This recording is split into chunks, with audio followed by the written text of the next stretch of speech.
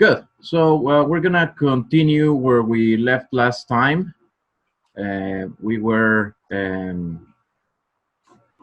We talked about this little result that you see on the screen right now. This one over here. So it's essentially a characterization of limits. So instead of using the usual epsilon definition of limit over here, so this one would be that. Let me just write it in short here. It would be that for every epsilon, there is a delta, such that if 0 less than x minus c is less than delta, so if x and c are closer than delta to each other, then f of x and L are closer than epsilon. All right? So we saw that's a traditional epsilon delta definition of limit. And we also saw alternative ways of defining this. So a different way of rewriting exactly this over here. Let me rewrite it. This part over here, it can be said in a different way. It can be said that if x belongs to the delta neighborhood around C, but it's not C, then f of x belongs to the epsilon neighborhood around L.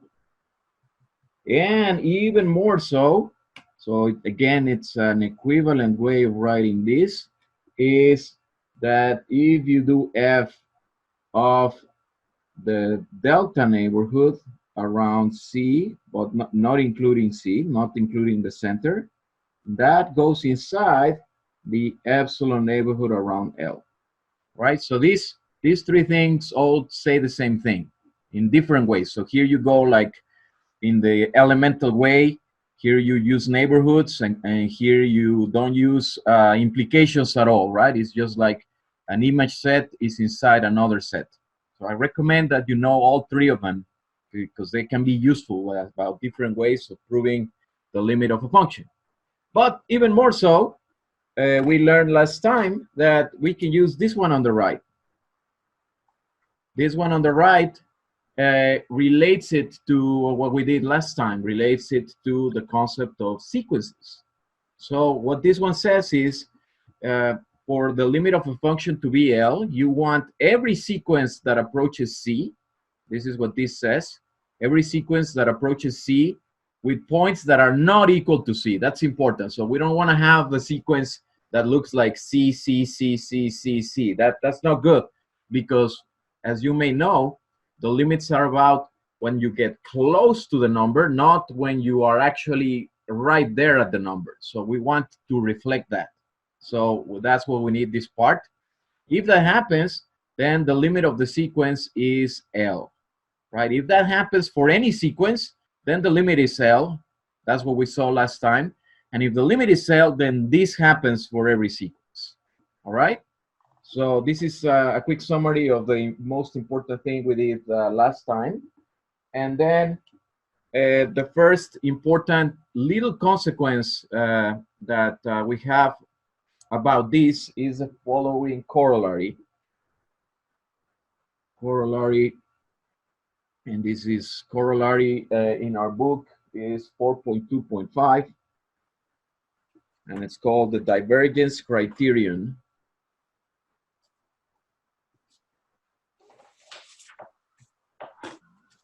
Divergence criterion for functional limits is what it's called in the book.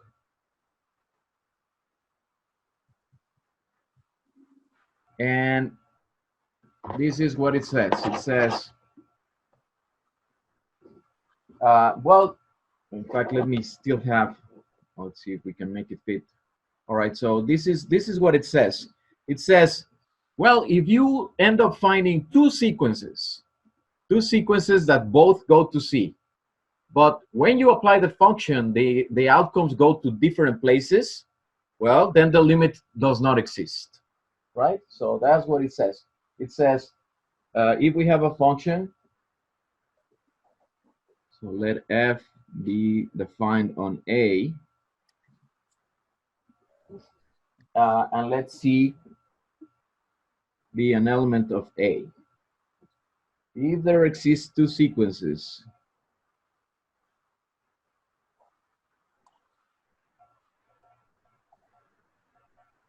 if there are two sequences, xn and yn, such that the limit of the xn and the limit of the yn are both c. Oh, important. We need to say that xn is not equal to c and yn is not equal to c. So we cannot allow the sequences where the numbers are always equal to c. But if we have the two sequences that both go to c, but the limit of f of xn is not equal to the limit of f of yn, if that happens, then the limit doesn't exist.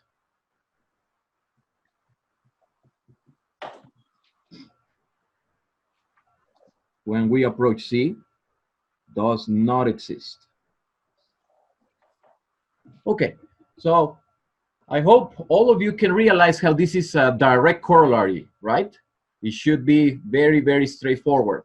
Why? Because if we go back to our previous result, let's have it here, right? Right over here, we said that for the limit to be some number, every sequence like this must go to L, right? So if the limit existed, if the limit was something, then both of these sequences, xn and yn, should be taken to L. And they are not taken to L because these are two different numbers, right? So if we get two different numbers, that means they're not both equal to L, which the only possible consequence is that the limit doesn't exist. So it really is a direct corollary. But more than that, it's actually a very useful one, because let's take a look at a little example. So we can do example 4.2.6 about calculating, or rather proving, that a limit doesn't exist. All right. So let me show it to you from our book. Where's my book? Right here. Okay. And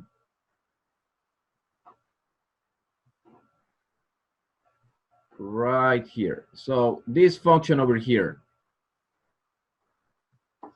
right? You all know it. You all remember it from calculus, I hope. It was one of those examples of a function in which it's not continuous at a point, in this case at 0, but for a very specific reason, because you have this crazy up and down oscillation, right? Right here near 0, this function sine of x, because you're evaluating 1 over x, starts oscillating like crazy, faster and faster and faster and faster. And right here near the center, you barely appreciate anything, right? It goes up and down, up and down, up and down, up and down, like crazy.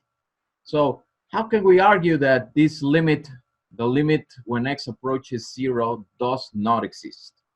Well, if you want to use the previous corollary, what we need to do is we need to find two sequences, one of them, both of them approaching 0, right? But such that the outcomes of the function, the limit of the outcomes of the functions are different, right? And that should be easy to do because this thing is oscillating up and down, right? So maybe we can pick the points at the top, the points that always pick the top point, and the points that always pick the bottom point, right? So let's try it out. So our problem is to show that the limit of sine of 1 over x when x goes to 0 does not exist. I'll switch to the notes in just a moment.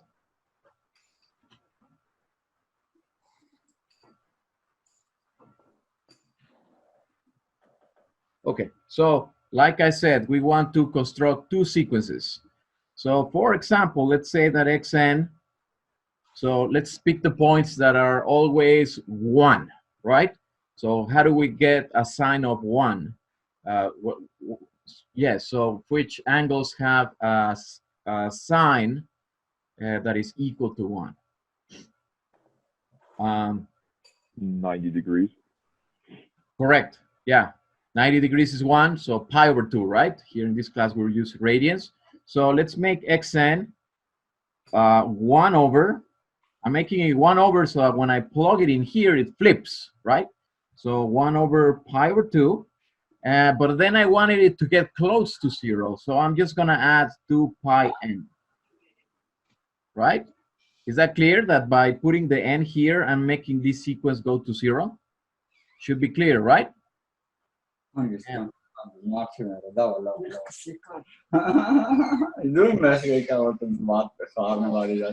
All right, and then for the yn, I'm gonna do now a sequence of numbers that say approaches -1, right? So that they're different, or 0. We could be 0. Let's do 0. 0 will be easy because sine of pi is 0. So let's put pi plus 2 pi n, right? And then from my definition, it should be clear to you from these two that the limit of xn is 0, right? We're taking a number 1 divided by something big, big, big. And then the same, the limit of yn is 0.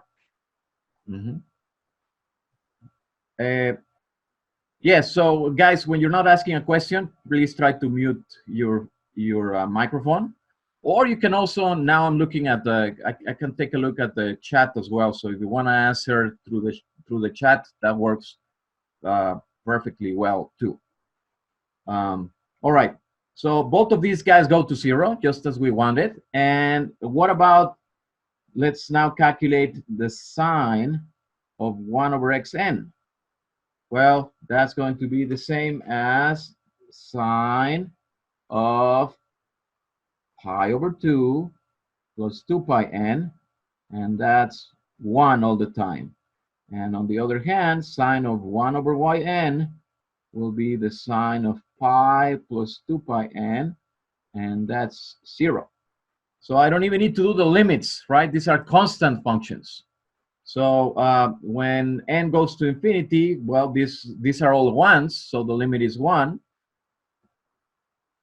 So hence, the limit of sine of 1 over xn when n goes to infinity is 1, but the limit of sine of 1 over yn when n goes to infinity is 0. Because these two are different, the conclusion is the limit doesn't exist. So the limit sine of 1 over x when x approaches 0 does not exist.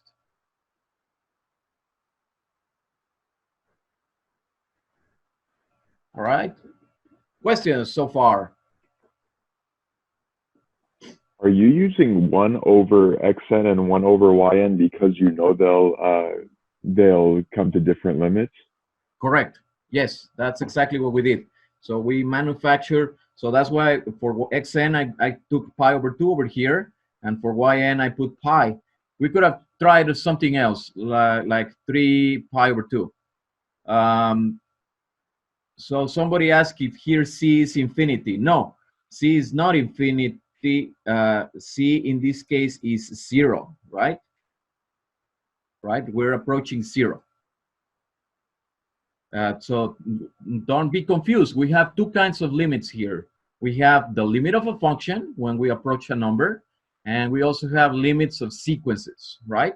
And we use the same symbol for both. We use lim. Remember that in our book, actually, they seldom put this n goes to infinity because it's redundant, right? For sequences, we always know that sequences, we're supposed to do the limit when the sequence goes really far away. So it really doesn't matter, this n goes to infinity. The book usually writes them just like this, and because there's no confusion. All right? Does that, who has that question, by the way? Because I can't, it only says iPhone. All right, thank you. Matched, very good.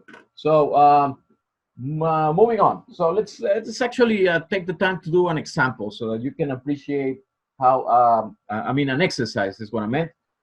How this is actually a strong, right? A strong property. I mean, we already used this property. Let me go up again.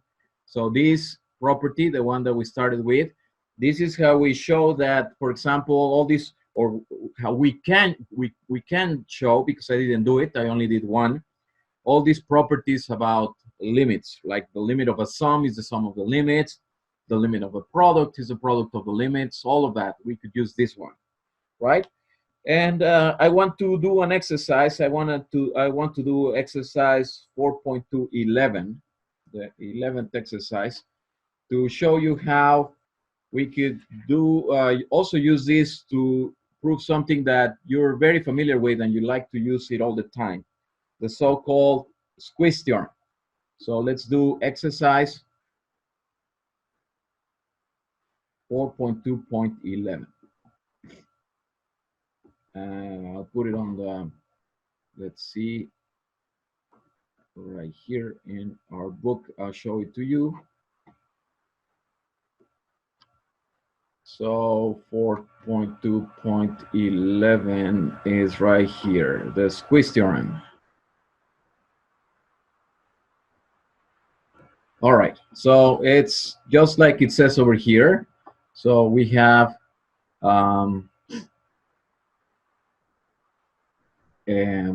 three functions, right? The f, the g, and the h. And the g is always sandwiched between the f and the h. So if we know that in some domain A, and we're looking at a point C that belongs to that domain, if we know that the limit of the lower function is L, and we know that the limit of the higher function is L, then the limit of the middle function has to be L as well, right? That's what we need to prove. How do we prove the squeeze theorem? Okay, so let me just write down on the paper. There are properties. So we know that f is less than g less than h for x's in A. And we know that the limit of f when x approaches c is L. And the limit of h when x approaches c is L as well. All right, I'm going to switch to the paper now. Okay, so this is what we know. We have that these two limits are equal to L. And what we need to do is we need to show that the limit of the g, this function in the middle, is L as well. Okay, so how do we do it? Well, remember, the idea is to use this property on the top, right? This property that I left here on the top. So we want to use this. We want to use sequences, right? So instead of proving that the limit of g is L directly, we're going to show this property for g. That's our goal, all right? Our goal is to show the right property for g, so that then this implication going that way shows the limits that we want, okay? So we should then consider a sequence, an arbitrary sequence that approaches C. So let's start with that. So let xn inside A be an arbitrary sequence with xn is not equal to C, and the limit of xn is C. All right? You with me? Okay.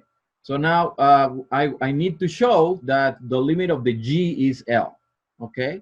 And how am I going to do that? Well, I'm going to use this property, right? And the sandwich property. So because f of x is less than g of x is less than h of x for x is in A, it follows that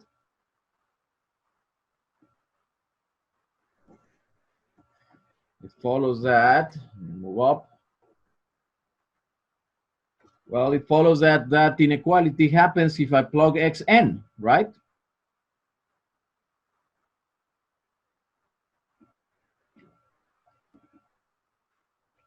Okay, but then we have this order property for sequences. I don't know if you remember, right? We already had this property of sequences that says that when you have sequences where one is smaller than the other, then the limit of this one is smaller than the limit of the other one if the other one has a limit that exists, and so on, right?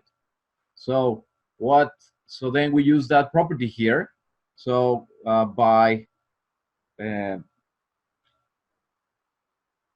let me actually tell you exactly which one it is. So this is when we looked at sequences. And this was way back. I think it's property 2.3. Yeah, so the order limit theorem by theorem 2.3.4. Order limit theorem.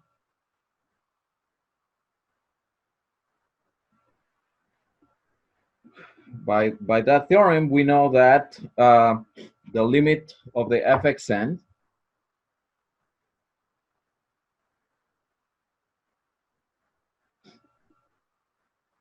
is less than or equal than the limit of the gxn, which is less than or equal than the limit of the hxn, right? Or actually, there's something extra here, maybe. Let me see. I think well, and we know this one is L. And this one is L as well, right? And so these guys must be sandwiched in between, right, by this property. So therefore, these have no other recourse but to be equal to L. And we did it for an arbitrary sequence, right? This happens for an arbitrary sequence with these properties. So then again, let me go back again, by the reverse of this property, if this happens for an arbitrary sequence, this time for the letter h, for the function h, then we must have the property on the left. So by the sequential criterion, since this happens for an arbitrary sequence,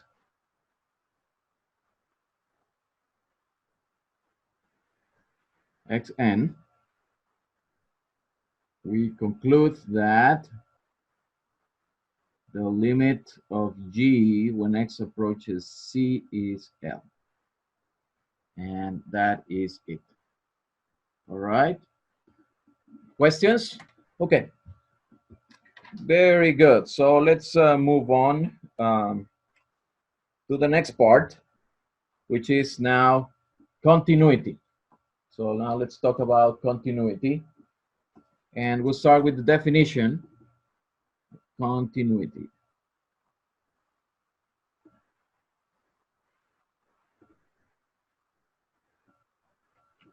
Okay, so here we go. So let's start with our definition. So our definition is 4.3.1.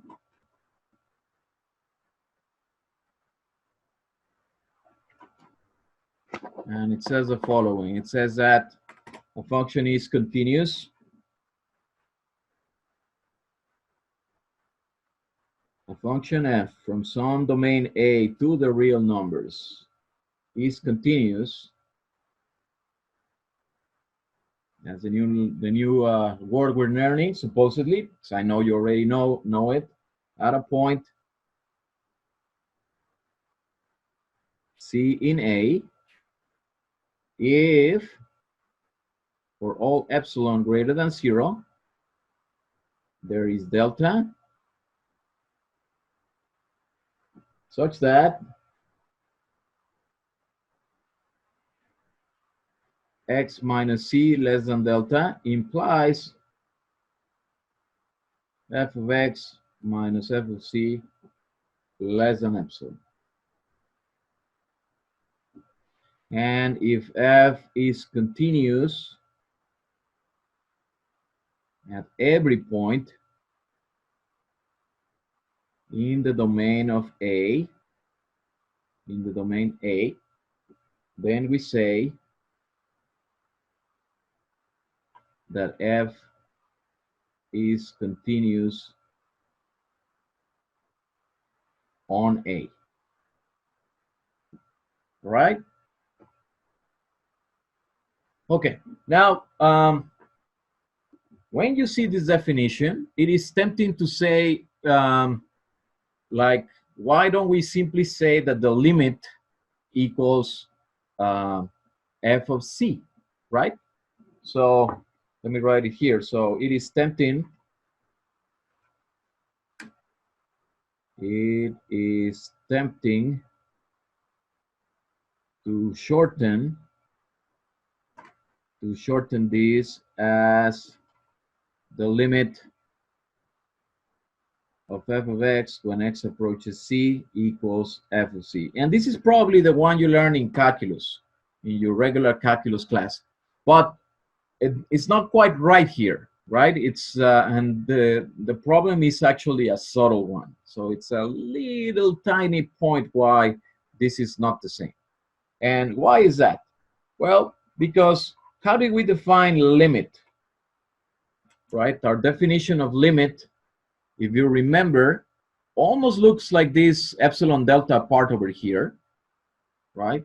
In fact, let me rescue my previous piece of paper and I'll show it to you. So let's put it back. So here was our definition of limit right here, right? All are different. And you can see the epsilon delta part is this one right here on top, right? The epsilon delta part. How is this different from the one we have in the continuity, from this one over here? How are they different? Let's see if I can write there. So compare this one with this one. We're claiming that f of c takes the value of L. Yes, that's one difference, right? But that's not a problem. You can simply say that the limit is equal to f of c, right? Mm-hmm. So that wouldn't be a problem. What is the problem? It's bounded by 0. Yes. Yes, that's the only other difference, right? This limit definition has 0 over here, right? And why do we have this 0 over here? Well, because we don't want the limit definition to matter when we directly put the number c, right? So this 0 over here prevents you from simply putting as x equals c, right? But we don't have that here, right? We don't have that in the continuity definition. This is also related to something that I said yesterday. If you remember, I said that to consider limits, we always think of limit points of the domain, right? So remember limit points from when we saw closed sets. So those are points that are the limits of some sequence. In other words, the points that are not isolated. See, limits don't make sense for isolated points, but continuity does make sense for isolated points. That's the difference. All right, that's exactly the difference. So we cannot use this one over here. Let me go back to the original. Let's remove this one. So this would not make sense if C is isolated, because if C is isolated, the limit doesn't exist. So isolated points, the function is automatically continuous for isolated points. So I'll just write something here. So this would be fine. This would be fine if C is a limit point.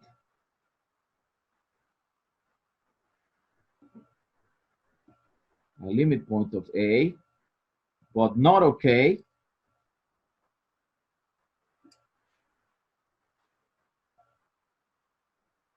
if C is isolated, because the limit is not even defined. Question? Yes.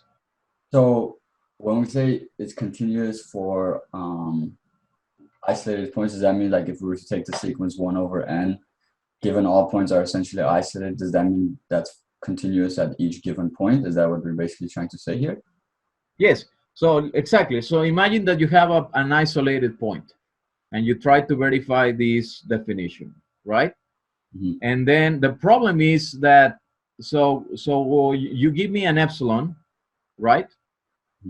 An arbitrary epsilon, and I need to find the delta that makes this work. And the only thing I need to do is pick a delta that makes where, remember, C is isolated, right? So imagine that, just to fix ideas, suppose that C is by itself in a neighborhood of radius 1, right? Or radius 1/2. Like imagine that we're using the 1/n sequence, like you told me, and we pick the number 1. So the number 1 is isolated because if you put a half neighborhood around it, he's by himself, right? Right. Okay, so then use that 1/2 here. And then if you pick x's that are within 1/2 of 1, well, there's nobody there, only 1 itself. And if you plug 1 itself in here, you're going to get 0, right? It's going to be f of 1 minus f of 1. So it will work very easily. Okay. See what I'm saying? So proving continuity on isolated points is super easy. You pick as your delta the neighborhood that isolates the point. It just seems confusing when we think about it as when we're kind of trying to understand that, you know, continuity is drawing it without lifting your hand off the paper. Correct. So Yes. That's a bit confusing, but I guess we have yes, you're right about that, because that definition of the without lifting the pencil from the paper makes sense if your domain is not broken, right?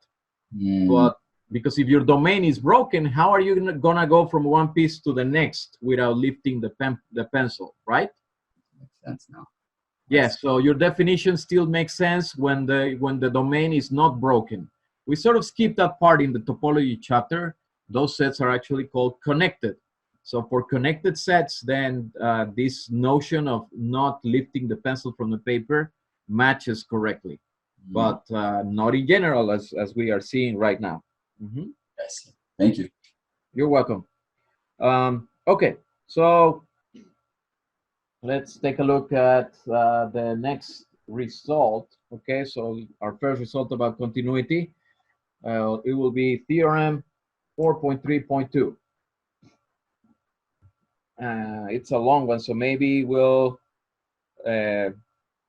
let's write it down.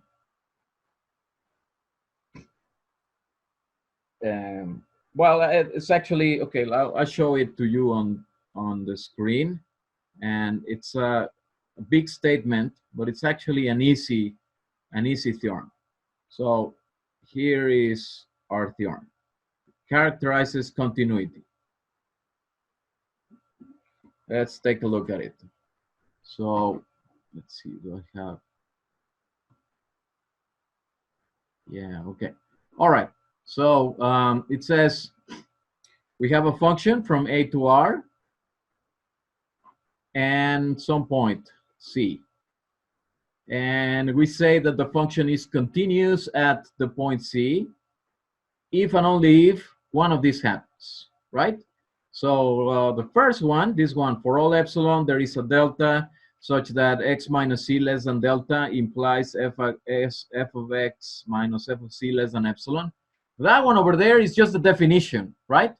So that one, we don't need to prove it. That's exactly the definition. Yes? So that's not a problem.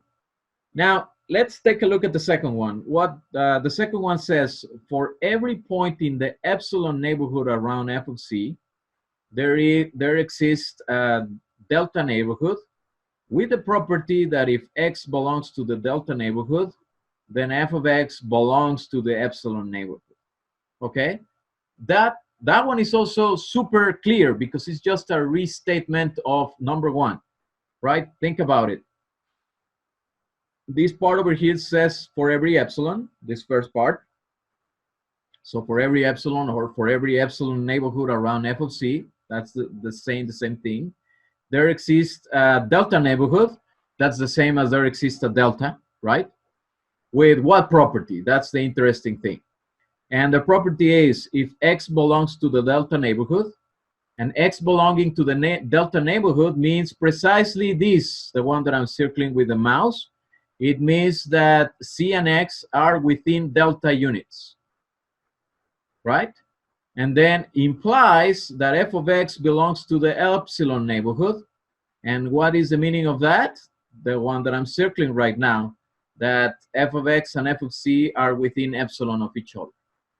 Okay?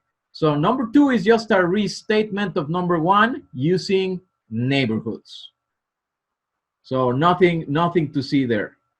Then let's take a look at number three. Well, what about number 3? It looks now like now they're relating it to sequences, right? And that's exactly right. So now it says for every sequence that approaches C, you know that f of xn approaches f of c, right? That's what it says. And notice that there's only one, so there's a little subtle point that we need to prove here. Maybe I'll write this down because it's a bit more complicated. So let's take a look at number 3.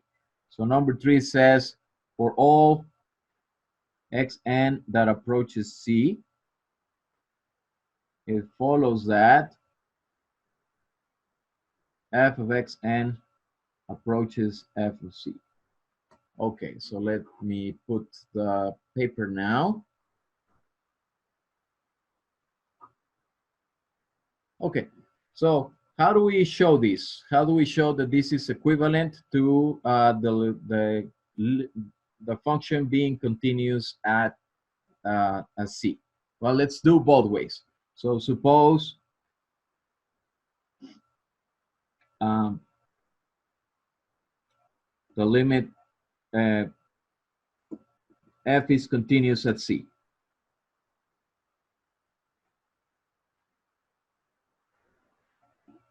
Right? Okay. Now, pick a sequence, right? Pick a sequence that has this property.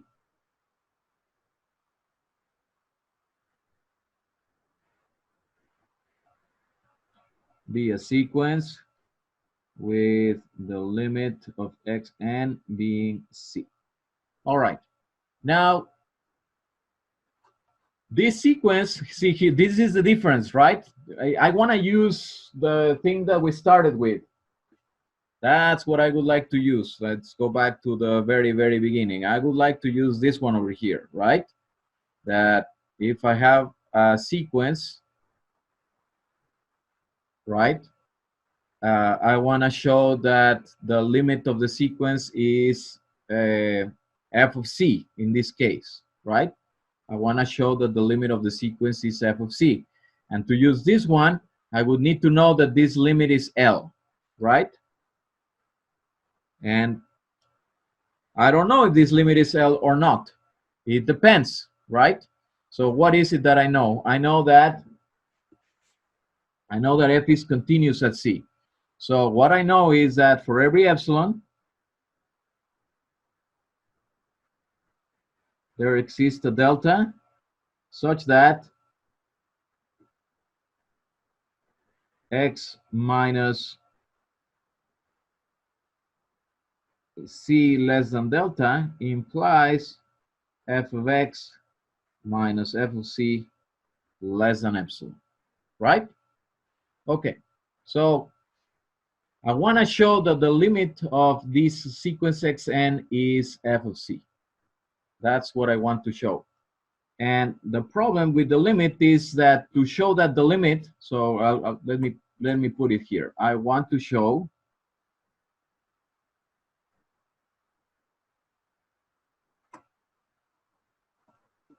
that the limit of f of x of xn is f of c, right?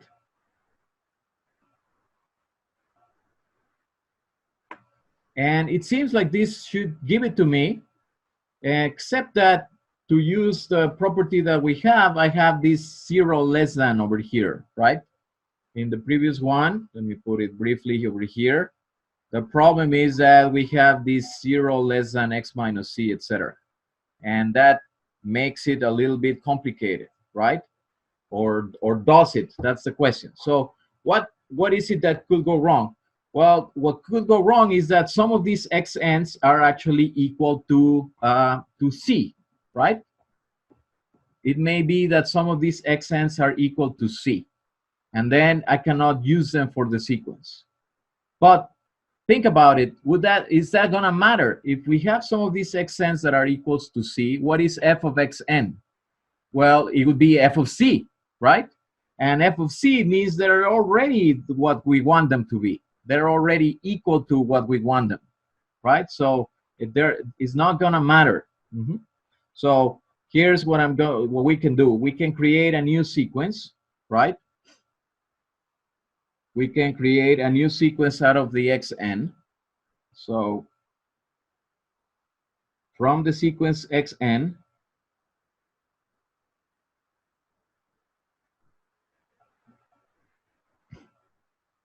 remove the values that are equal to C.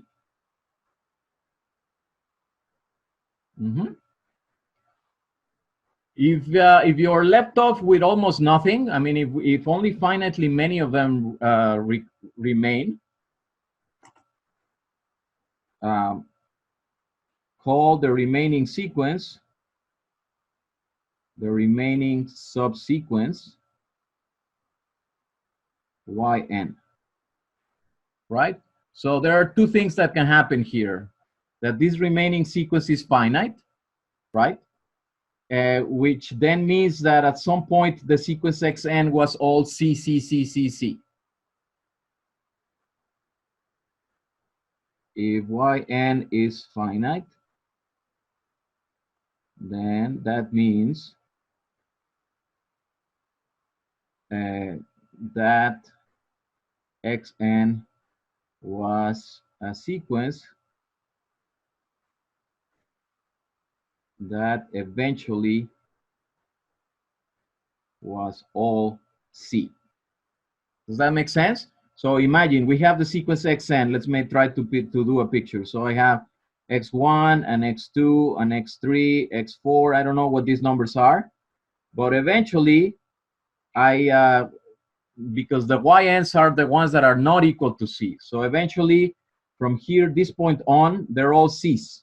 So this is C, C, C, C, C, C, right? So then what would be the limit of the sequence f of xn? So when you apply the function, when you apply f, then these ones are f of x1, f of x2, right? But eventually they're all f of c's. So obviously the limit is f of c. In here, obviously, limit of f of xn becomes f of c.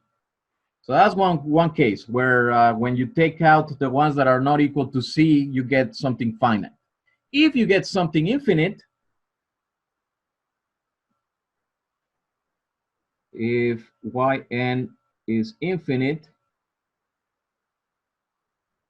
then we know the yn, all the yns are different from C, right? And we know that all the yns are different from C. So now I can use the continuity assumption. So now we satisfy 0 less than y minus c less than delta implies f of y minus f of c less than epsilon. This part over here. Notice that I changed the x's to y's because now we're using the yn sequence. So now we have these. Now we can put the less than over here. So this is satisfied, which means that by the sequential criterion,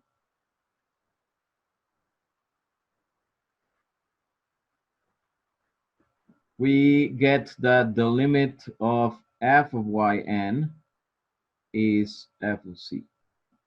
And the limit of yn is the same as the limit of xn because we simply remove the ones that are all equal to f of c anyways. So if you go back and put the xn's now, this should also be f of c because by adding the xn's, you're only adding f of c's to this sequence. So if this one went to f of c, then by adding more f of c's, it's still going to f of c regardless, right? So that's it. So that's this point over here at the top that we wanted to prove that any of these elements in the sequence go to f of c. All right, and then let me just go back to the last one, which is one we already talked about as well. So the last one is the one that explains the limit point part. So the last one says, if we have a limit point, then it's okay to write it like we learned it in calculus, that the limit equals f of c, because now it makes sense to talk about the limit because c is a limit point, right? For isolated points, this makes absolutely no sense. And here's in the book, you know, there's a little explanation here for the proof. As you can tell, it's actually not that big of a deal. So this is a long theorem, but it's a useful theorem because it again relates continuity with sequences, right? So essentially, here's the difference. The difference relating it to sequences is that now we don't care if the xn's are equal to c or not. They can or they cannot be equal to c. We can still make the f of xn be equal to f of c. All right, and in the same way, I'm not going to write it about here. The same way we have a criterion for when a limit doesn't exist. Now we can have a criterion where for discontinuity, and it's right here, corollary 4.3.3. What does it say? It says that a function is going to be discontinuous or not continuous.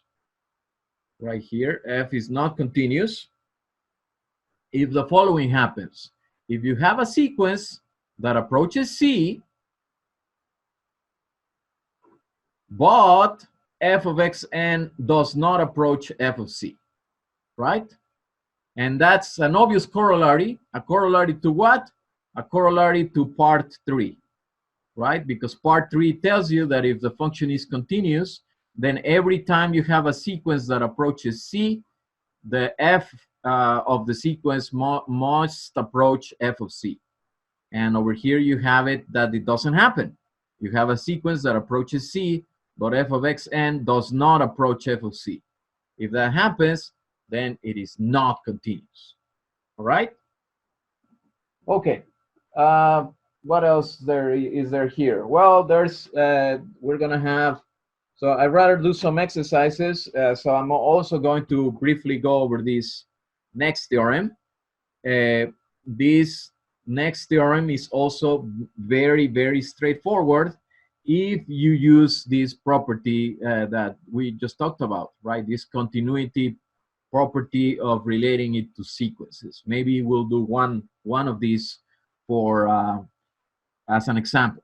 So these are properties we already know for continuous functions. It says that if you have a continuous function and you multiply by a constant, you get something continuous. If you add two continuous functions, the answer is continuous. If you multiply two continuous functions, the answer is continuous. If you divide it, the answer is continuous, provided the quotient is defined. All right, so let's do one of these as an example. Let's actually pick number 2 or number 3. Let's do number 3. So we're gonna assume f and g are continuous at c.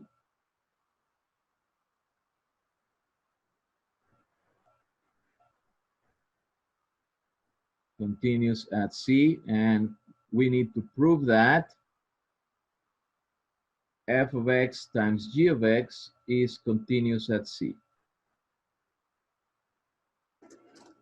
All right, let me switch to the paper.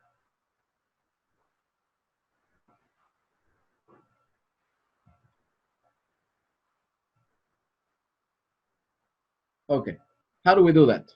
Well, we'll try to use it with, we'll try to, I mean, there's several ways of doing it. You can do directly with epsilons and deltas if you wanted to, but that would be like recreating all the work we did with sequences. So that's complicated. You need to come up with the right deltas provided given the epsilons.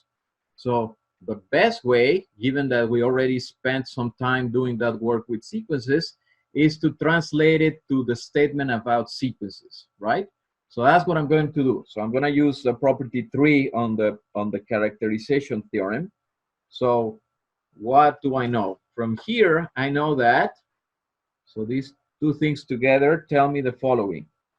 They tell me that for an arbitrary sequence that converges to C,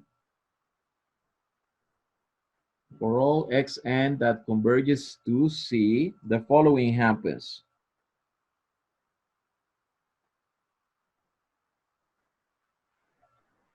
I know that f of xn converges to f of C, and g of xn converges to g of C. And how do I know that? Well, because f and g are continuous, right? That's property number 3 that I'm using, okay? So this is property 3, or equivalence. It's not a property, it's actually an equivalency of continuity. Equivalency 3 in theorem 4.3.2. All right? Okay, now what? Well, I need to show that f times g is continuous. And the way I'm going to do it is I'm going to show that this happens, that f of xn times g of xn approaches g of c. And how am I going to do that? Well, because we already know by the algebraic limit theorem for sequences that the limit, if those two limits, the limit of the product is the product of the limits, right? So by algebraic limit property, the limit of f of xn times g of xn is f of c times g of c, right? So this means by this property, so this is the reason, again, because this sequence approaches this number, and that happens for an arbitrary sequence, the conclusion is that f times g is continuous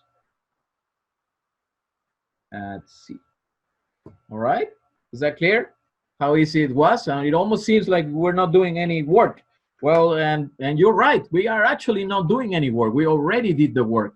We already did the work when we proved the algebraic limit property, right? So that's why this is such a straightforward way of proving things, because the work was done before. We did the work for sequences, so that we don't need to redo it here for functions.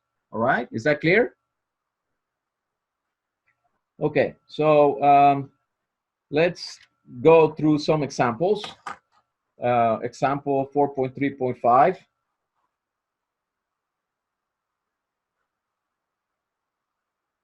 And it says all polynomials are continuous, and all rational functions are continuous in their domain.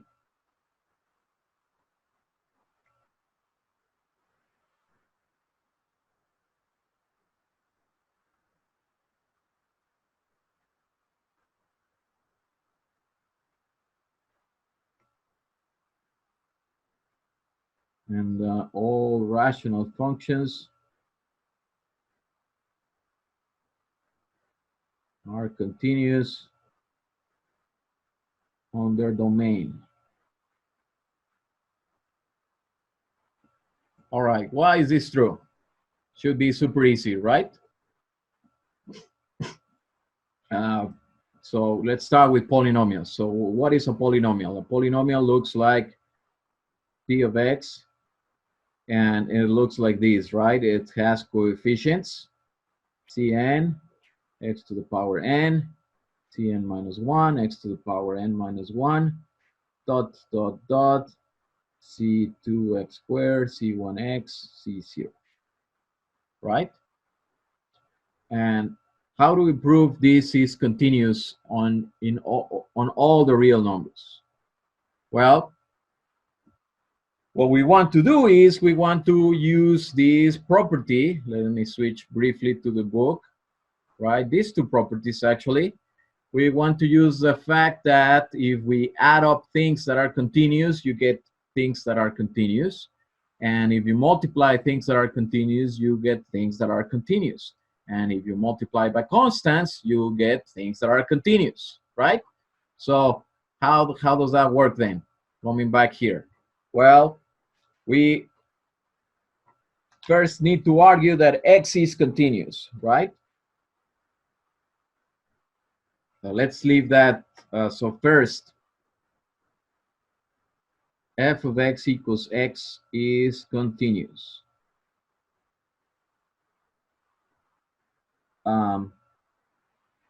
This is super easy, right? Yeah, I'll leave it to you to check it. It's actually very, very straightforward. And you can do it with the sequences because, you know, if you have a sequence that approaches anything, that sequence, when you apply the function, stays the same, right? It's the identity function. So I won't give you the details here. I will leave it for you. So I'll just write it here. Check it. Right? You should be able to do it. It's very, very straightforward. But then, if we know this, then if you use the property that the product of continuous functions is continuous, right? Then it follows that f of x times f of x, and that's x squared, is continuous on R. Yeah, I meant on R here, by the way. Right? And then, well, we can keep going, right? We can now multiply this new continuous function with this old continuous function. We continue as now x squared times x equals x cubed is continuous. And then x cubed times x and so on, right? And in general, or by induction, x n minus 1 times x equals xn is continuous on R.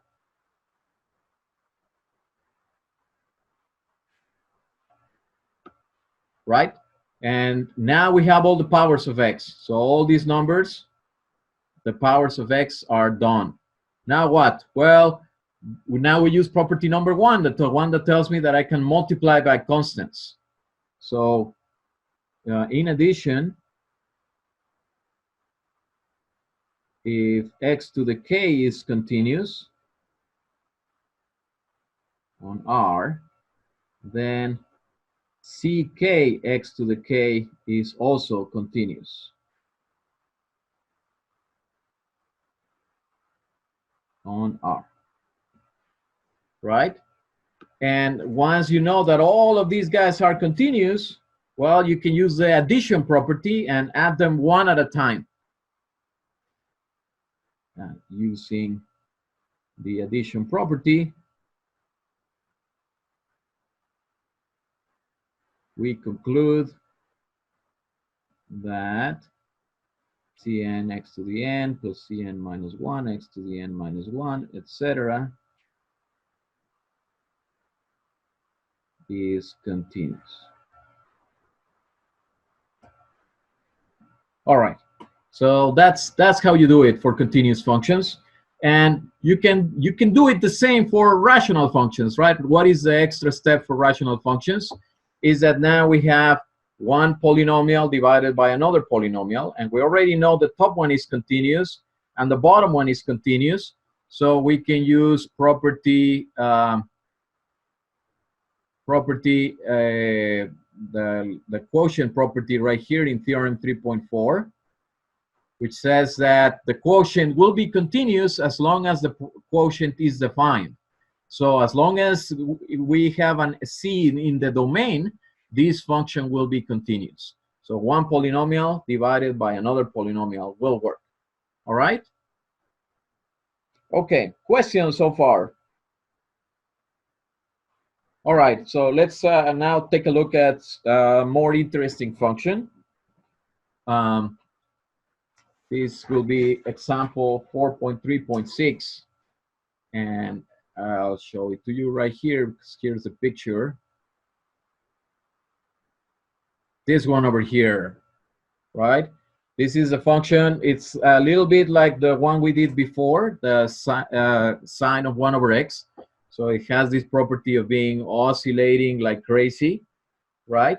The difference is that here the oscillations are getting closer and closer and closer to 0, right?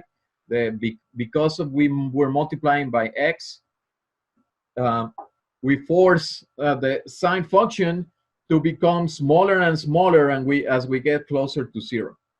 And that will presumably affect the limit, right? So this function looks like it should be continuous at 0.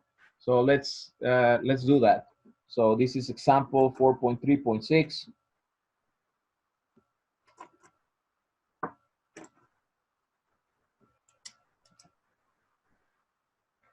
4.3.6, we are going to have a function g, which will be defined as x times sine of 1 over x if x is not 0, and 0 if x is 0.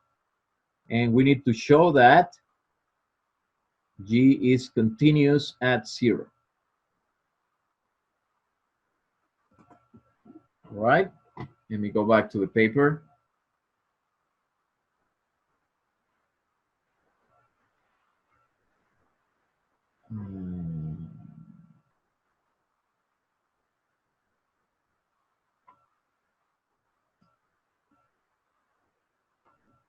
All right, hold on a sec, guys, just a second, because this is, my computer is becoming laggy. Let me see if I can do anything here.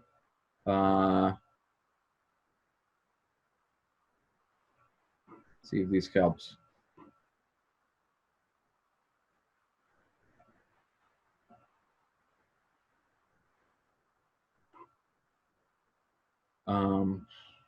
Not really. Okay, never mind. Okay, so how do we check that this is continuous at 0? Well, we need to, let's check what is the definition of being continuous at 0, right?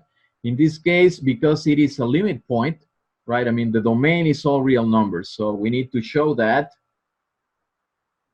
We need to show that the limit when we approach 0 is g of 0, which happens to be 0, right?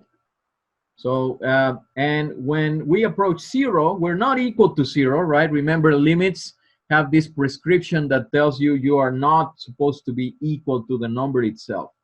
So the function g then becomes this. So in other words, we need to show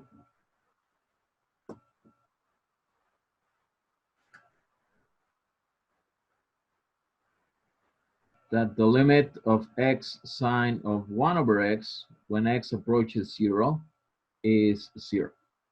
All right? Okay. And how do we do this? Well, this time, let's actually do it directly. So here, it's not going to help that much if we consider a sequence. So let's just try a regular epsilon delta proof of this statement. All right? So what? Let's write down what we want. So we want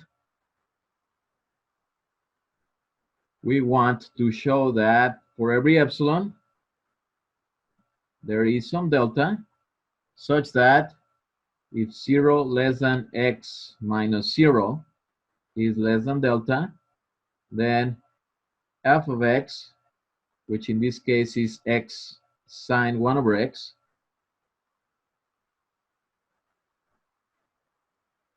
minus f of 0, which is 0, is less than epsilon, right? That's all we need. And so as usual, you start with what you want, right? We want this to be less than epsilon. And here's what helps a lot. What's going to help a lot is that sine is bounded, right?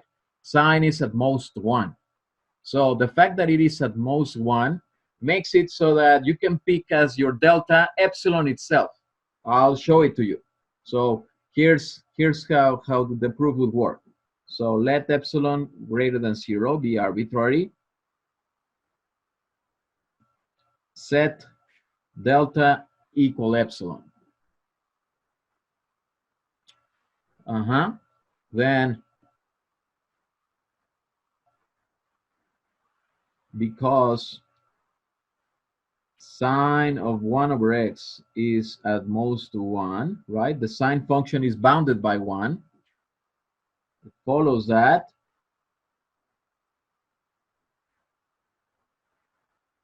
when I multiply by x,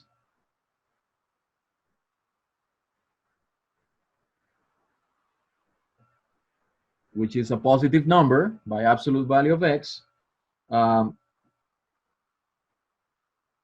no, I forgot to say before. So set delta equals epsilon and assume 0 less than x less than delta, right? Then this would be less than delta, but delta is the same as epsilon. And this over here is exactly x times sine of 1 over x. So we are done, right? Let's review. We picked an epsilon. We set delta equal epsilon. We assume x is closer than delta, that to 0.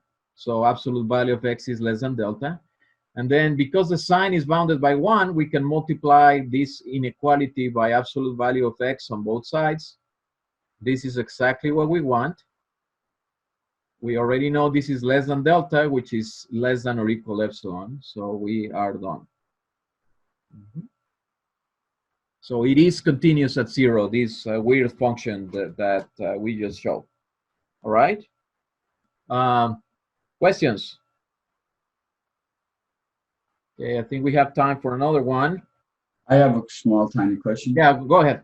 So as far as defining g of x to be 0 if x is 0, just kind of curious how come when we initially did it without, when we were just doing the other problem where we just sine 1 over x without the x being in the front, there was no definition for it, being 0 if x is 0, just because it was undefined at 0. Is that the reason why? Yes. So the other example we did, we just wanted to do the limit when we approach 0, right? And when you try to do the limit, you don't care if the function is defined at the point there, right? The limit is what happens when you get close to the point. A different question we could ask now is if that function is continuous. So we could say the following. This could be a different question. So define, let me call it f this time, f of x as sine of 1 over x if x is not 0, and let's say 0 if x is 0. And then show that f is not continuous at 0, right? This one will not be continuous. Why? Because the limit doesn't exist, right? Or we could use now this new the new discontinuity criterion, the one on page 4.3.3, right? The only thing we need to do is show a sequence that approaches 0 such that the value of the function does not approach f of 0. So for example, pick the sequence. We did it already with the pi over 2, right? 1 over pi over 2 plus 2 pi n, right? Here, xn approaches 0, but f of xn approaches 1. And 1 is not the same as f of 0. Gotcha. Right? So yeah, so the problem was different because we didn't know continuity then, yes? We first started with limits, and then we jumped to continuity. That was the second question. Gotcha. The second topic of today's lecture. Great, well, thanks for asking that question. That's a good question. Thank you. Any other questions? All right, so let's actually, I think I'm gonna leave the example for next time. We don't need to go that far ahead. So I'm actually going to stop the class right here. Are there any questions? I will post something about office hours for those of you that have asked me. Unfortunately, even though we're not going to school, that doesn't make it any easier on my schedule. On the contrary, actually, because now I need to take care of more things around. So I cannot really extend additional times for office hours. However, you can contact me and maybe we can come up with a different session. So they will be through Zoom again, and we can maybe so contact me by email, and I may have some time in the afternoon. But as it is right now, the regular office hours will still be happening at the regular time. So that's Mondays and Wednesdays at 9:30. 9:30 till what? 9:30 to 10:30. Okay. Yeah, but you can. I suppose, is this Golnaz? Yeah. Yeah, but you send me an email. Maybe we can arrange for some other time. Okay. I know that you're the one that comes more often. Also, yes. just I mean, it's kind of not class related, but you know how the president is saying if everything goes back to normal in spring, or I mean after Easter or something like that, is it possible that school will be back in session, or we're for sure just gonna finish the semester off in online format regardless what happens? The president of the university has already decided that we're not gonna come back to classes this semester. Okay. Okay. So regardless of what the president says. Oh. We'll talk later about exams and how we're gonna do it. I'm still thinking about alternatives and consulting with the math department about it, what exactly am I allowed to do and all of that. So for the fall semester, let's hope. I see that Robert asked about that. If will school return in the fall semester? I really, really hope so. Petros asked about your exam grades. I'm still grading them, unfortunately. So I took that spring break to plan and prepare all of these for you guys. Think of different ways. It actually takes me, you wouldn't believe it, but uploading and editing the videos for YouTube takes a really, really long time. So that takes like half of my afternoon, and not only for, I mean, I have this class and another class. That takes a long, long time. So be patient with your exams. I am grading them, so I'm like halfway done with yours. And when I'm done with them, I mean, maybe you're gonna want them back, so I'll have to take the time to scan them maybe and send them to you back, something like that. So we'll see. Professor, for Yes. your office hours, are you going to send a Zoom link to everyone, or is it just on a need to know basis? I'm gonna send a Zoom link with a different session. I'll post it on Canvas. Okay. Yes.